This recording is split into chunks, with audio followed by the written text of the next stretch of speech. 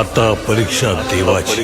देऊळ बंद 2 या चित्रपटाची कथा सुरू होते नदीकाठच्या स्मशानाजवळ, जिथं संगीता दुखी होऊन देवाला साथ घालते, पण देव येत नाही म्हणून ती एक दगड वारुळावर भिरकावते आणि तिथंच स्वामी समोर प्रकट होतात. ती स्वामींना सोबत घेऊन गावाकडे जायला निघते, पण स्वामी फक्त संगीताला दिसतात. त्यामुळे तिचा दीर आणि त्याचे मित्र तिला वेळ लागले का असा विचार करतात. चित्रपटाची कथा नास्तिक असणारी महिला संगीता आणि स्वामी यांच्या भोवती फिरताना दिसते. दोघांमध्ये होणारा संवाद ऐकायला खूपच जास्त भारी वाटतं. चित्रपटात स्वामी म्हणजेच मोहन जोशींचा परफॉर्मन्स सगळ्यात भारी आहे. त्यातून त्यांच्या प्रदीर्घ अनुभवाचं दर्शन होतं. तसेच त्यांचा प्रत्येक डायलॉग आपल्याला 11 वर्षापूर्वीच्या पहिल्या पार्टची आठवण करून देतो. या चित्रपटातून श्रद्धा, नास्तिकता आणि शेतकऱ्याचा संघर्ष यांचा अचूक वेध घेण्यात आला आहे. चित्रपटाचे ऍक्टर, रायटर आणि डायरेक्टर प्रवीण तरटे हे निगेटिव्ह रोलमध्ये आहेत. चित्रपट 3 तास 2 मिनिटांचा आहे. त्यातील सेकंड हाफ पेक्षा फर्स्ट हाफ खूप जास्त एंगेजिंग आहे. चित्रपटाचा क्लायमॅक्स तर एकदम जबरदस्त आहे. त्यासोबतच चित्रपटात एक भारी सरप्राईज सुद्धा आहे. तुम्हाला काय वाटतं, ते सरप्राईज काय आहे आणि देऊळबंद या चित्रपटाचा 3रा भाग यायला पाहिजे का? कमेंट करा.